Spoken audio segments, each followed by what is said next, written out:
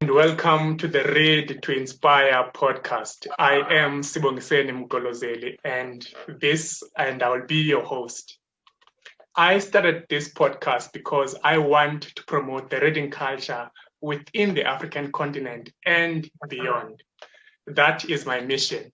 My vision is to see each and every African home with a bookshelf.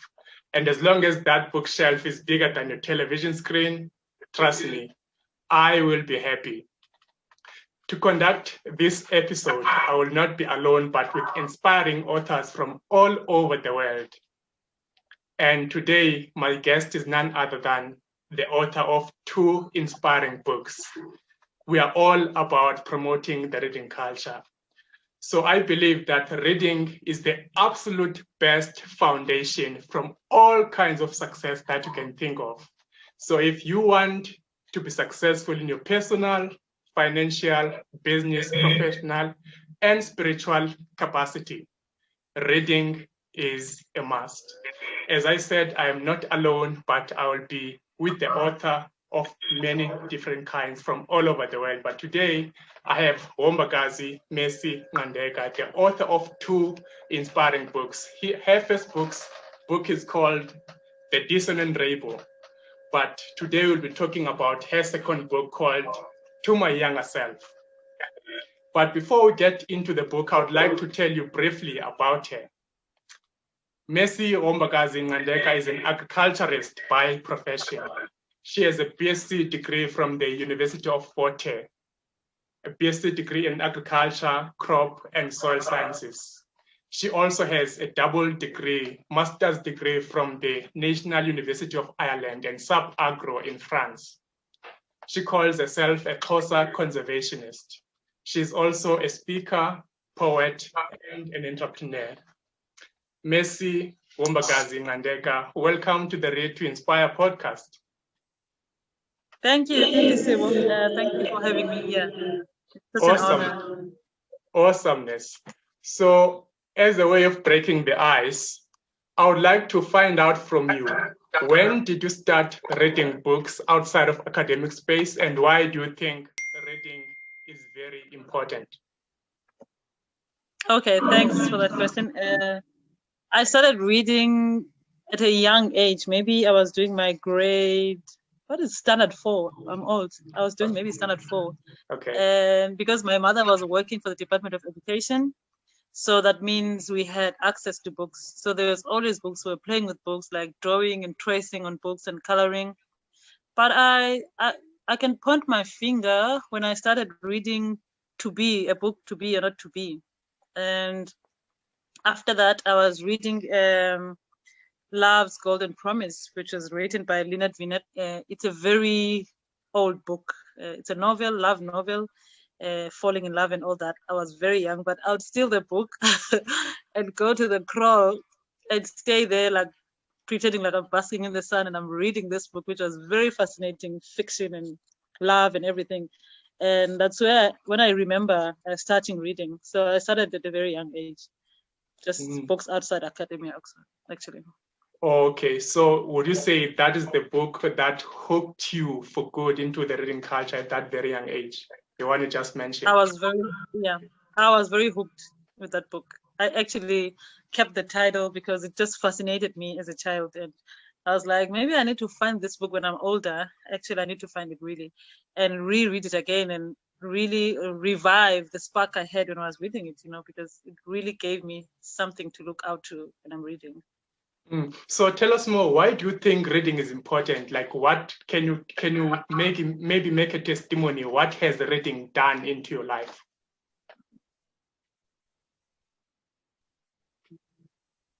One big word for me in red block letters: exposure.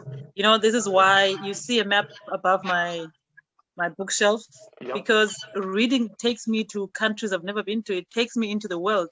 It makes me travel through my mind. It makes me picture things. It makes me have a different exposure, a different opinion. And reading makes me tolerant to different people that I've never known about. There's different types of people in the world, different people.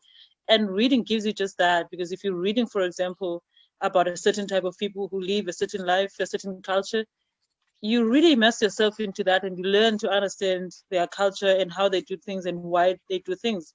So your judgment as a person is toned down when you read, because you get to understand, you get to understand that there's different ways of life besides your own. So it really shapes your mind into things you can never imagine. It has shaped mine. Before traveling, I was just reading, and I didn't feel any huge transition when I started traveling, because I had already been traveling in my mind. I've been to these places, I've seen these things, in the book. Again, that's the gift that the books will give you, exposure. Awesome. Okay. I'm following you, of course, in different social media platforms. And I saw that, just last year alone, which is 2020, you read about 47 books. And I would like you to share with us, like, your reading tips. How do you manage to read so much books within a year? What is your secret? Okay, so I can say firstly, 2020 was a special year. It was a Corona year, meaning it gave us all time. You either spent your time on TV, on the phone, or anywhere, but I chose to spend my time on books. But here's how I read. Every day I wake up in summer, I wake up around 4 a.m. Like, I can't sleep any further once the sun is out. And in winter, I wake up around 5. So I take 1 to 2 hours to read. Like, currently I'm reading this book, Shantaram. It's a thick book, like, it's big, like, it's about, I don't know, 900 pages. And I'm reading that now, like, dedicating my time to it. So that means I wake up at 5 in the morning, I read until maybe 6:30, and then I start preparing for work. And the thing that helped me last year, because last year I was doing beads, that was my job. I was self-employed, making beads, earrings, things like that, like bracelets and everything. So while I was making beads, which was my job, I did it every morning. Like, I started at 7 until later. I had headphones, listening to audiobooks. That was my secret last year. And if I was driving to town, I was listening to audiobooks. And I did read some physical books, but mostly it was audiobooks that I read. And so that was my secret. That's what helped me. So, I mean, people say, oh, I'm super busy, I can't read and everything. But have you tried audiobooks? Because that helps a lot if you're sitting on traffic and you're going to work and anything. Instead of just wasting your time and maybe scrolling through your phone, you can listen to a book. That's what I do. That's why I read this much, Oh, absolutely. And thank you so much for sharing that. And now I would like us to start to get into the subject of today, which is your book, To My Younger Self. To My Young Self. I love the cover, by the way. Let's start there. Thank you. It's designed by Mlibo Pashe, my niece. She's great in designing. Actually, both of my books, she did the covers. She does an incredible job. Yeah. And I saw she has the same birthday as mine. Yes, you are twins with Mlibo. You people of elegance, eh? People who love things, soft life. Okay, thank you. So let's start with the first quote in the book, which is yours, of course. Yeah. I would like you to read it I would like you to read it for us and tell us what was in your mind when you wrote this quote. Yeah. It says, learn to let life be, because with or without your permission, life will still be. I think I'm learning that with growing up, that no matter how much you want to be in control of things will always find a way of slipping through your fingers. Personally, I'm a very organized person. I have blocks and boxes and lines of things that, okay, when I do this follows and everything. I'm a person, not really a routine, but I'm a person of order. And many times I've seen life slipping through my fingers, in literally and maybe indirectly sometimes. But if you're trying to have everything in control, you're living I don't know, I've seen it in me. I've been very burdened, by life and trying to sort things out, put them in a straight line. Like, life is like having triplets, triplets. You're taking this one, you're trying to dress them out, another one slips off, and you chase that one.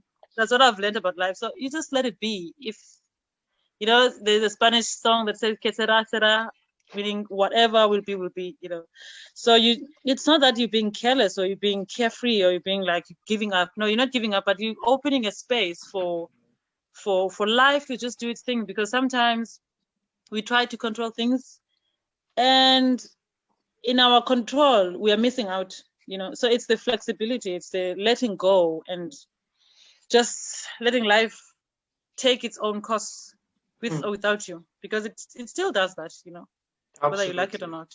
Wonderful. So just to give heads up to the viewers or the listeners of the podcast, we agreed that we're gonna take turns. We're gonna dissect some of these best quotes that we find in this book, and we're gonna devour them this morning. And as I said, we're gonna take turns in interpreting them the way you understand them. Of course, they were written by different people. I think about 320 people who contributed towards the making of this book. And maybe, so before we continue, can you tell us how did the idea of this book come about, so that the watchers or the listeners can have a better understanding of what is happening in the book? Okay, this is a Corona book, basically. I think you were in 2 days of lockdown after the 28th of March 2020. We were like, lockdown, nothing, no movement, nothing. I was like, oh my God, I'm freaking out. Again, because as much as I love order, I love traveling, I love exploring, I love adventure. So I was like, oh my word, this is the death of me. Like, what am I going to do with my life when I'm just locked down in one place? Because I would be moving all around the country, like 2 weeks, stay here, stay there. And so I was just walking at home, backyard, going to to the toilet at the back, and the idea came, to my young self. I was like, to my young self, what? And it was like a book. And I normally sit at the back at our home, my mother's home. We have a backyard, a huge backyard that's facing the forest, indigenous forest that we have in the village.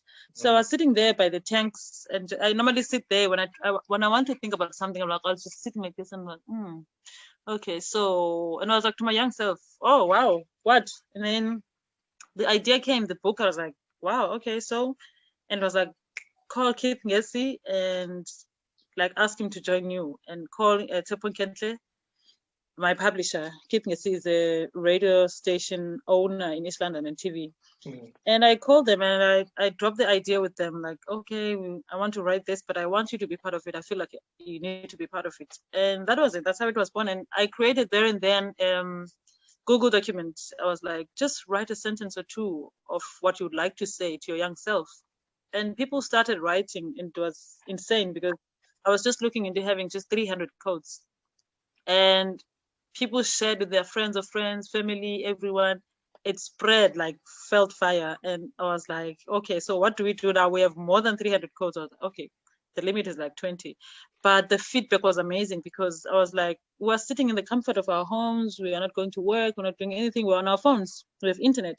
So use that, write something to your young self, something that you would like your younger siblings or your child or whoever to read, to a young self, any young self that you choose.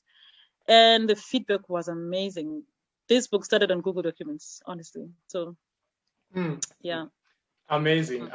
And just so to be clear, you say this book is basically, it's more like an advice to yourself. All the contributors towards this book were saying something which is an advice to themselves while they were still young, either during their teenage years or pre-teenage years or even in their 20s, because it's different age groups. Some are in their 20s, some in their 30s, and even some in their 40s.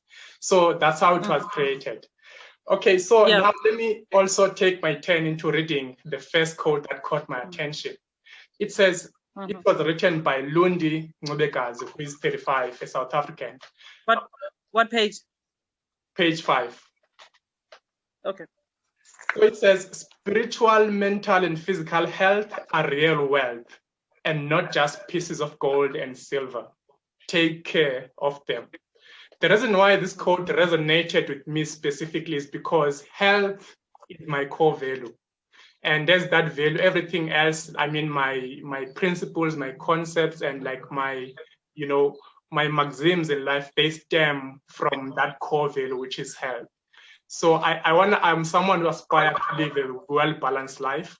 And if health is in the good state, I mean, all the other components of my life or other aspects, it's easy for them to come into to be in sync, basically. So I'm all about balance. As long as my health is in good condition, I find it easier, to live my life in a way that I aspire to live it. So maybe on your side, you can also choose. It's your turn now. Okay. So one other thing I didn't say is that this book is not only written by South Africans. It's people from 13 to 14 countries all around the world, Africa, Europe, Asia, you name them. So it's a very rich and a diverse book. So my following quote is on page 39. Okay. It's written by Kuhle Sam, a 26-year-old South African. He says, "You don't have all the answers to life. The time wasted on thinking too much is the time you can use on reading to understand how life works." I think this is related to my quote in a way, because really we don't have all the answers in life, and if you're trying to think and you're trying to, I don't know, figure things out, you're burning yourself out trying to understand something maybe you won't understand in this lifetime, So what this person is saying is that instead of wasting that time to think, you can just read through, like learn what life is giving you, Sometimes you want things to happen this way and then they happen that way, but there's something you can learn on that way. The same way we've learned and adapted to live with COVID, it's one big thing that shows how we can adjust and adapt to pressing issues, to pressure. So we are able to learn, So yeah. Absolutely. Yes. And that quote, I think, in a way, is also related to the one that I'm gonna read now, which is on page 7 by Andisiwe Stearman Kuma. It's like, as we are living during that time of COVID-19, people were on a panic mode. So it reminded me that we're supposed, when such things in life are happening, we just need to pause and breathe and try to, analyze the situation as it is. So this quote is saying we have one life to live.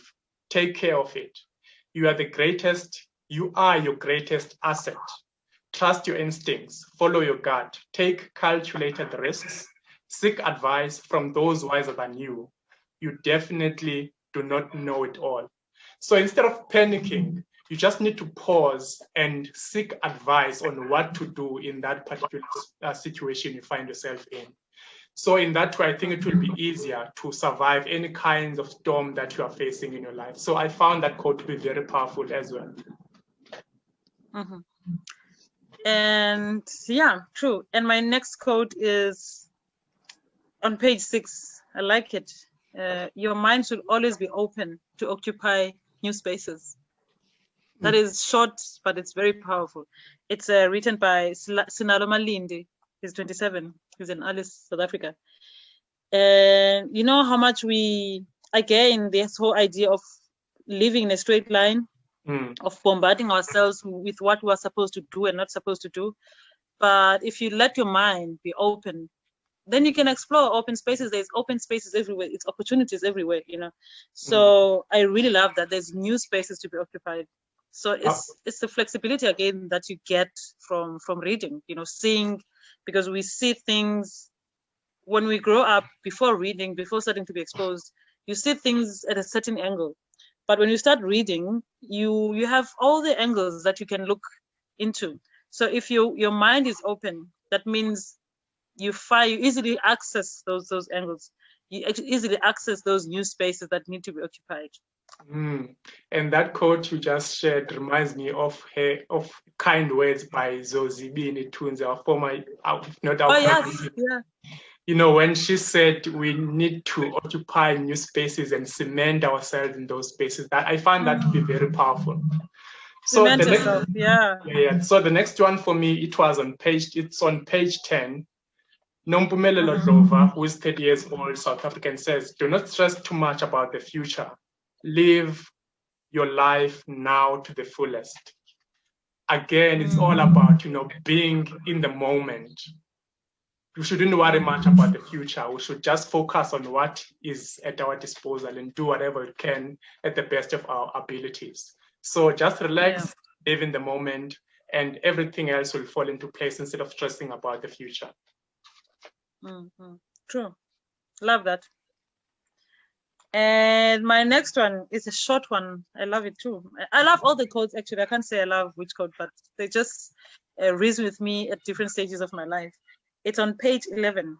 It says, seek, discover, and let life school you. Abongile Davani, 28, South African. That last one, letting life school you. You know, life is the best school. Absolutely. It gives you the best experience. If you let it, you know, if you're not trying to fight against it, it's a very interesting and a very deep quote. You just discover, you know, you learn to discover, and let life teach you, you know. Absolutely, absolutely. Like you said, all these quotes are lovely. They are great. But, you know, as a reader, we're different individuals and we have different experiences. Some of the quotes would resonate more with an individual. So for us, the ones we are picking now, we find them to be more relatable to us and our experiences. So for other person, they might choose different quotes than we've chosen. So the next one for me is on page 15 by Tapelo Dominic Midupe. He says, always begin with the end in mind. No, you didn't just take my quote, because I was going to read that one. Really, I'm on page 15 and I was eyeing it. So that's it for me. And the reason why, because, you know, I love reading books on personal development, and it reminded me of a book by Stephen R. Covey, The 7 Habits of Highly Effective People. This is the second habit in that book. It says, begin with the end in mind. So whatever goal or aspirations that you have in life, if you know what your target is, then you should always work with that end goal in mind. And it will make things easier. It even makes it easier for you to plan accordingly, because you know where you're going in life. It's like, you know, if we're living life in jail without even having an end goal, it's like trying to drive to Cape Town without having a GPS. If you have never been there, it will be difficult for you to get there. So having a goal, you have a target, and somehow in terms of getting the directions to get there, it becomes easier because you know where you're going. You know, yeah, true. This quote reminds me of my very first boss in my life, Mr. Pumezo Kwinana from University of Fort Jose. You know, we would be sitting in the boardroom and planning maybe an event that's coming that we needed to plan for. And we would get into the boardroom and he says, begin with the end, you know, like result orientation. So he's saying, okay, the people are in there. You know, we're sitting at sports complex, for example, and what do you do? What is happening? So you unfold, like you take the event back. You start back and going to wherever. So people are sitting there. They need water. They need this and that. PA system, blah blah blah. And then you start there. You begin with the end, literally, and that has helped. That has shaped my thinking, because when I do something, I think of the end result, and I'm like, I need to decide whether these are the end results that I want or not. So yeah. And my next one is on page 41. And another thing, you said it, that this book has a variety of ages, like a huge range of ages. We have the youngest is like 21 and the oldest is 60, 61. Okay. So that's the richness of this book. So I'm taking from page 41. It says, always have a giver's attitude. Lift as you rise. By so doing, you'll be forever increased. I've never seen a dry horse pipe.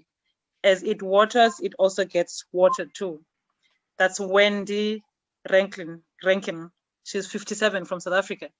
You know, one of my life principles is giving. I give without planning sometimes, because I've taken that from my mother, and giving healed me, you know.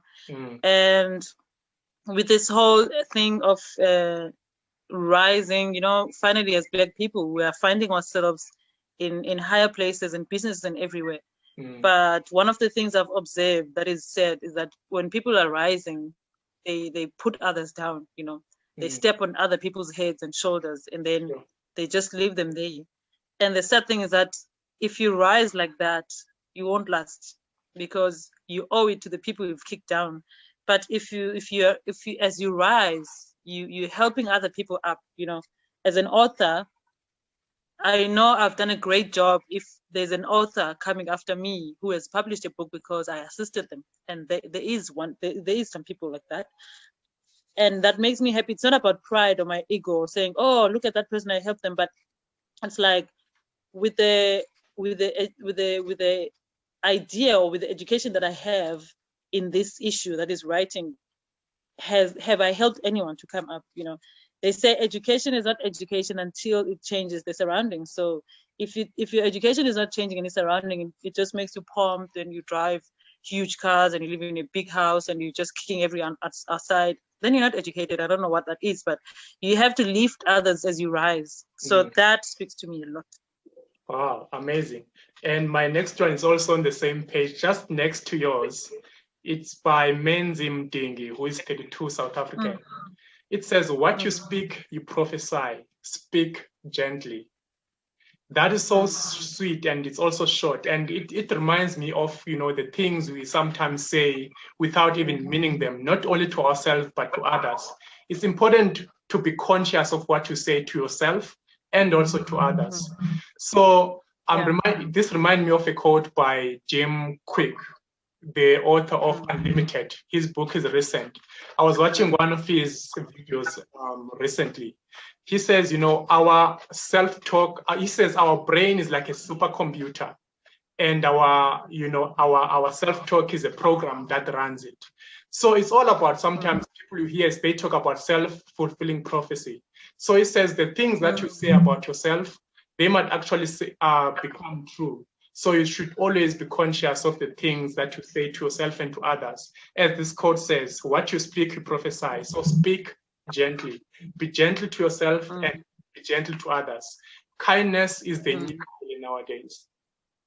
Yeah, that's very true. And my next one that relates to actually what you have just said, what you've just read.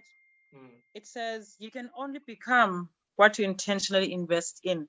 It's on page 57 by Oliver Kapamba from Zambia.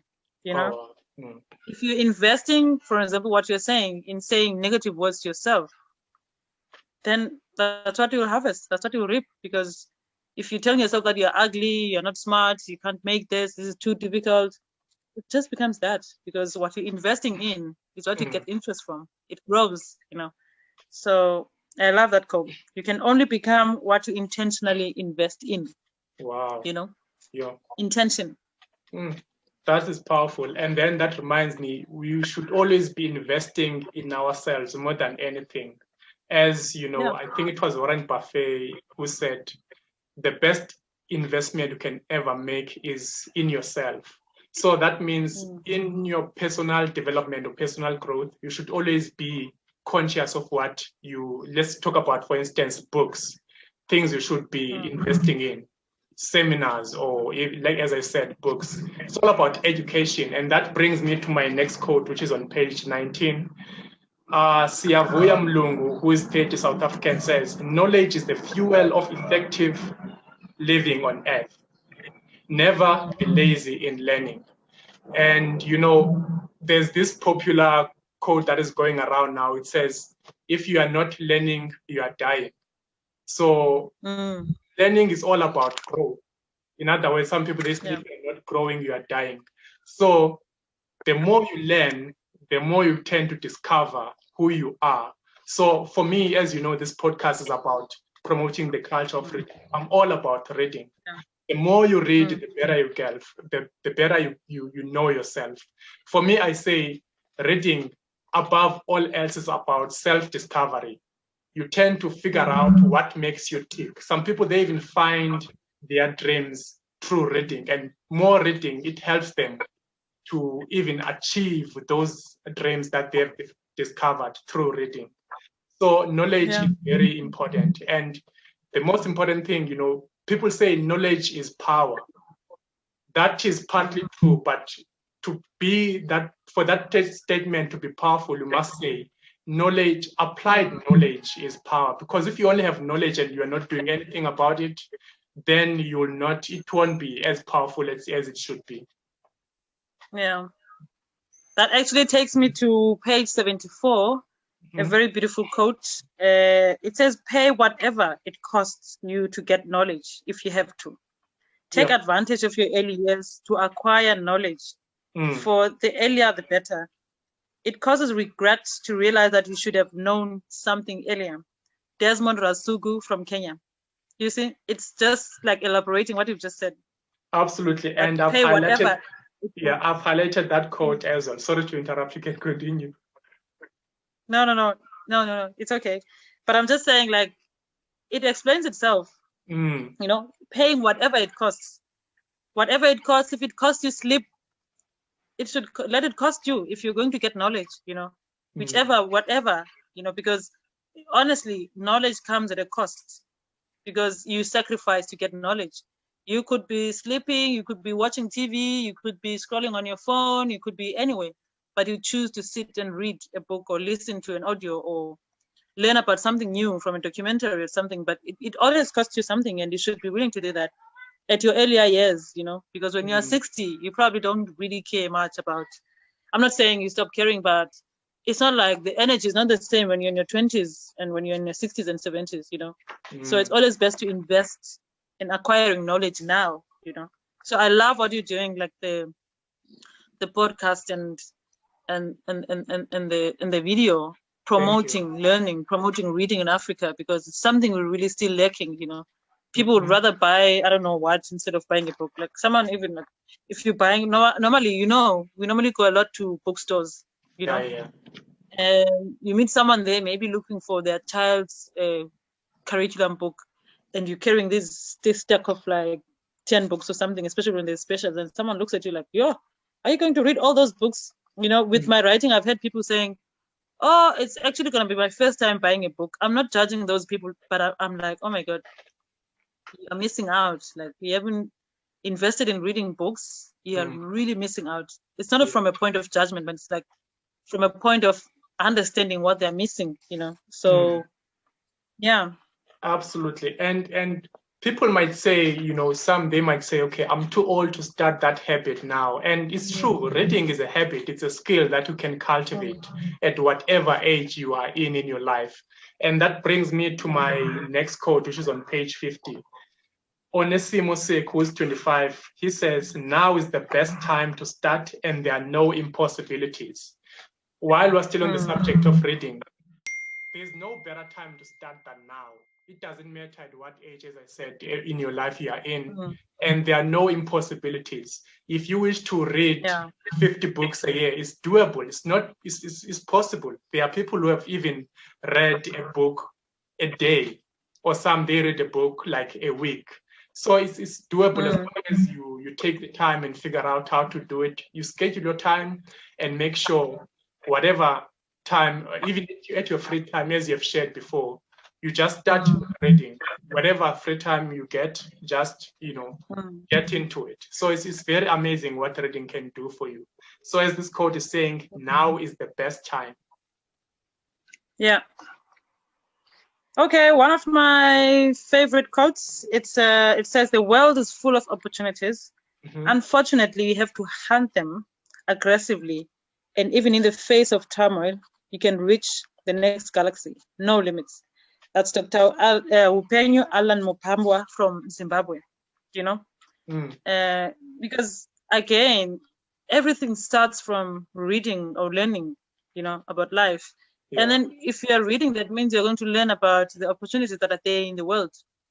And reading gives you resilience. That's one of the most important things I've figured out.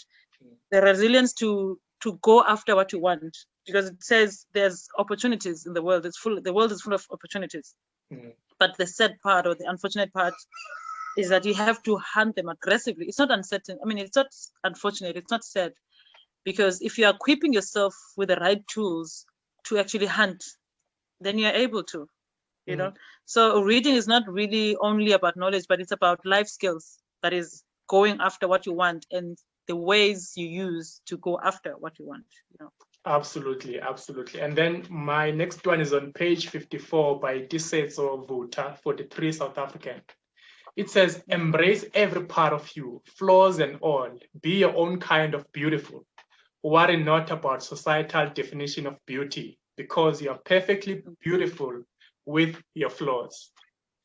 You know, in life, I would like to remind again everyone that this book is more of an advice to your younger self. So I'm sure this person wrote this quote with an idea. Maybe some people, they have stories, they can tell stories behind this quote they have written to themselves in their younger life, to their younger selves.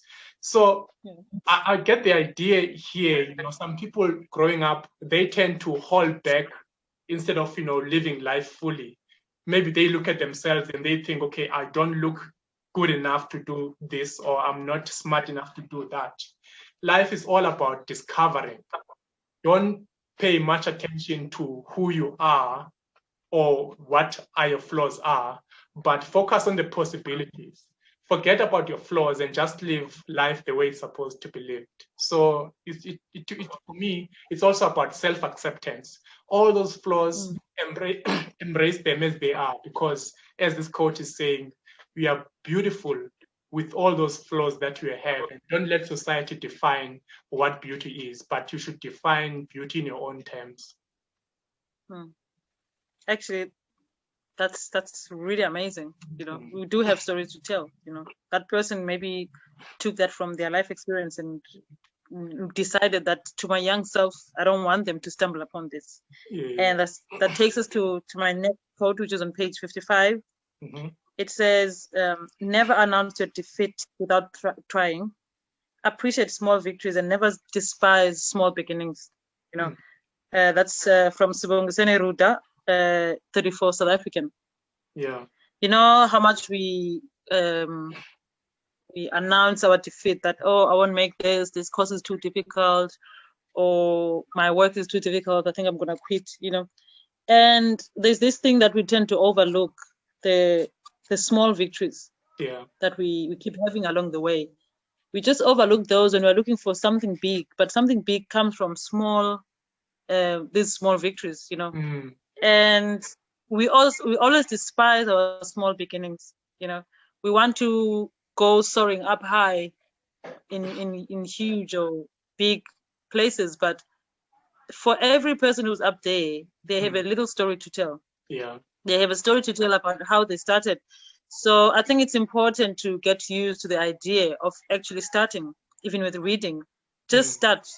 If you don't finish a book, or if it takes you, for example, it takes me 1 week to finish a book, that is when I'm busy, you know. And then, but for a bigger book like this, I can never ever expect to finish 900 pages in 1 week. That means I won't be reading that book. I'll be just skimming through. That means I'm missing out. So it differs. Life might be giving you now a big book, you know, just in general, with experiences and everything you're going through. And then you don't have to race through and try to finish it in 1 week, like someone who's reading like 120 pages. You know, I've finished 120 pages in a day or two. You know, so you have to understand where you are, and you have to celebrate every little thing that you master, that you get, you know. So that's an important thing that I'm taking from this quote. Absolutely. And I think however big our dreams may be or our goals may be, it's always important to start small. And then in those small victories, as that quote is saying, we must celebrate that whole journey. Celebrate the journey. And then as you go along, you will tend to grow more into loving what you are doing. And then in the next page, which is page 56, that's my next quote. Pose 27 says, you can be anything you put your mind to. Ignore what the naysayers say. So your vision is for you only, and you shouldn't be distracted by any kind of naysayers or doomsayers. What you believe into your mind, you can always achieve it with your hands. So focus is very important. Ignore all the naysayers and do what you know is best for you. The dream is yours after all. Yeah.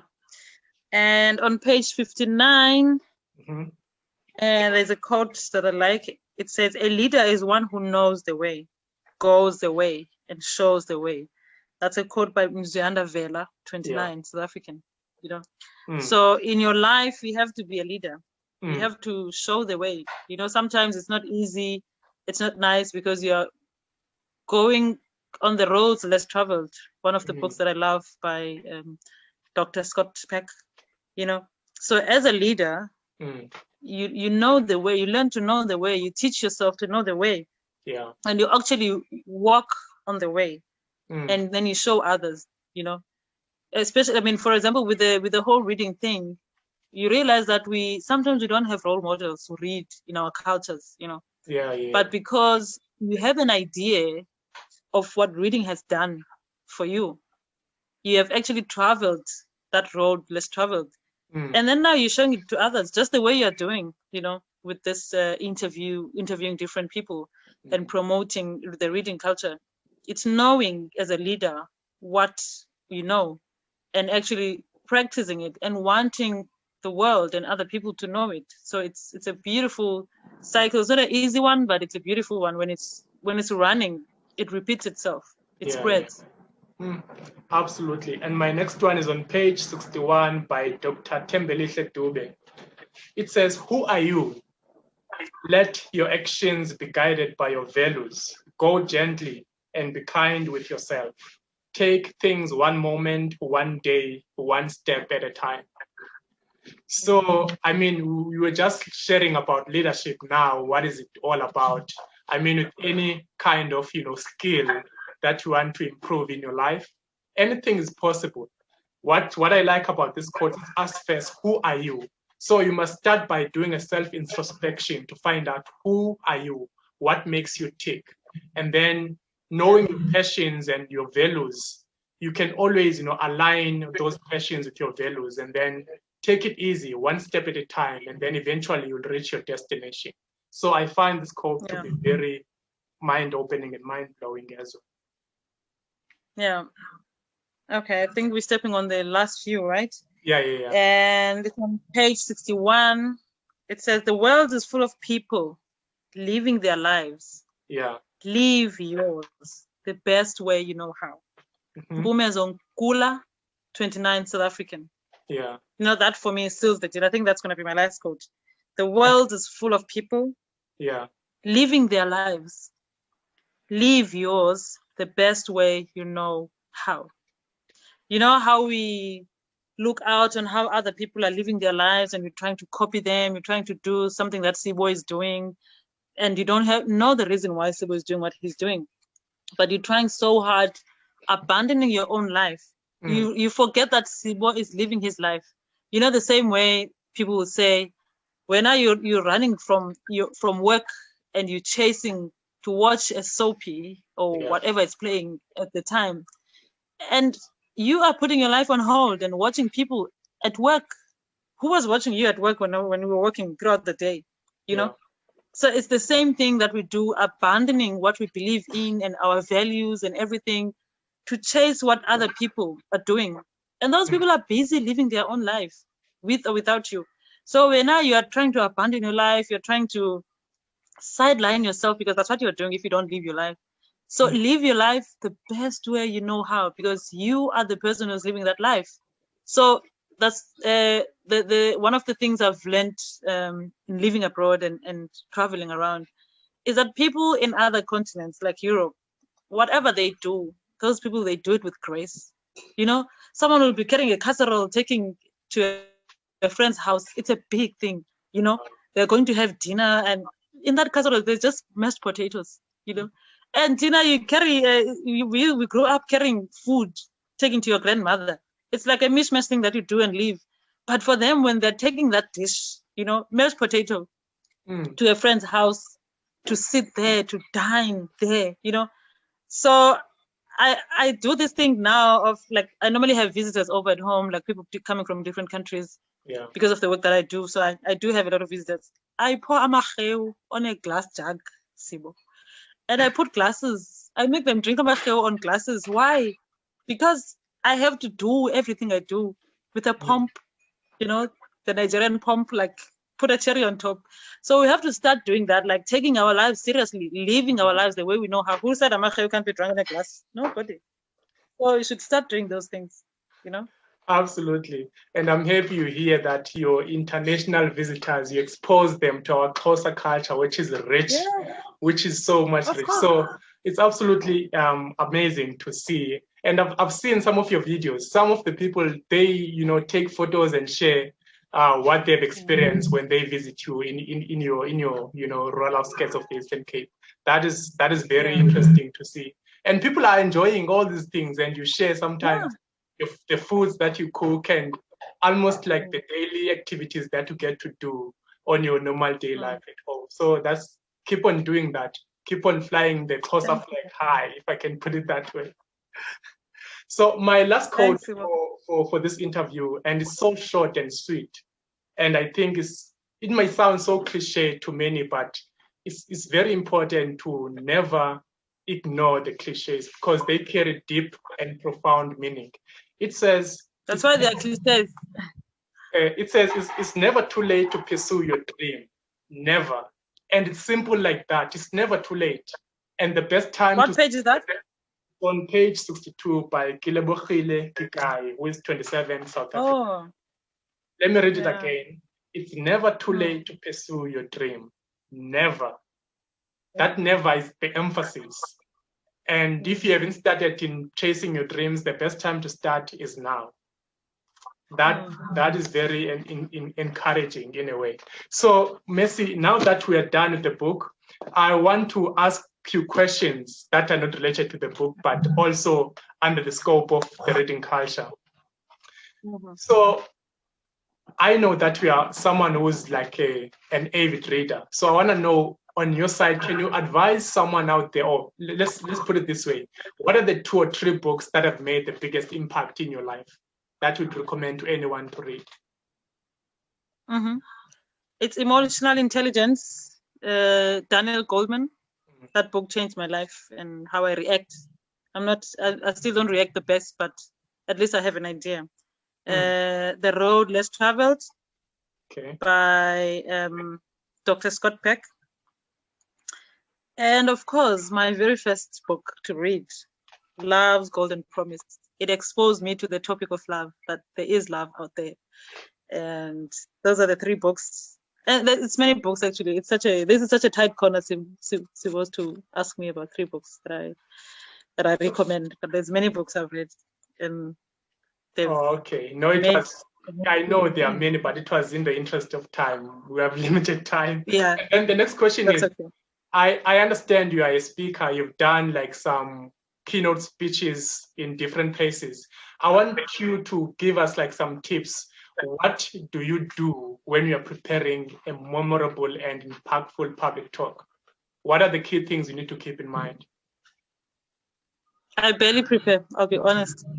What I need, when someone invites me to be a speaker somewhere, I need to know the topic. What do they want me to cover, or what education do they want for the audience? And that for me is enough. But I think subconsciously I prepare, because maybe I'll take a walk and I'll think about the event, and I'll think about the people, and I'll think about probably the different stages of life that they've been through. And I think about it a lot. And what normally happens is that I meditate on it, regurgitate and think about it, because what I've learned about myself is that if I write a speech, I never read it. I never master it. So I have to write it in my mind and in my heart. I speak from my heart. That's rule number 1 when I give a speech. I don't speak from my mind. I don't know if you know what I mean. But I do wake up, because I'm a morning person. I'll wake up at 3 a.m. and I'll think about it, and I'll write pointers that I go through maybe over and over in a week before. But one of the things that helps me is I remain myself. I don't try to change the way I talk. Some people will change their voice. They will try to mimic or talk like someone who inspires them. I don't. I become myself, and that has helped me. So I don't think that helps any much, but yeah, I do things differently when it comes to public speaking, and it really helps me. Yeah, but then whatever you may feel like it doesn't do much help on you, it might help them. So different techniques works for different people.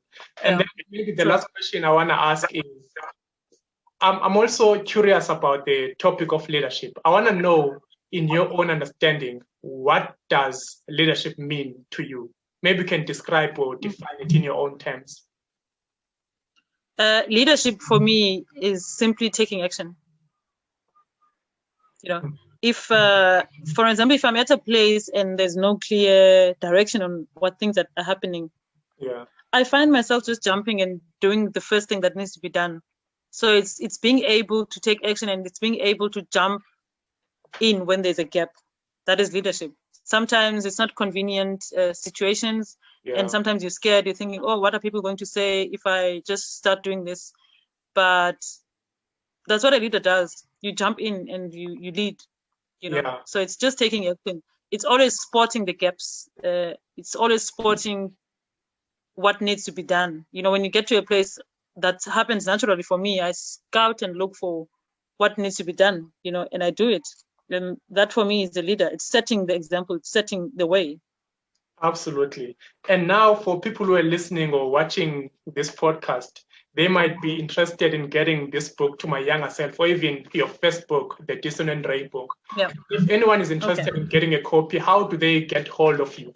Or how do they get hold of you? Is it available in the bookstores nationwide? Now, I sell my books myself for reasons known to self-published authors. It's rough out there. But I do sell the books, and someone can get me from my social media pages. On Facebook, I'm Hombakazi, Mercy, Nqandeka. On Instagram, I'm at Nkosazana_H. If you write me there, I'm surely going to respond.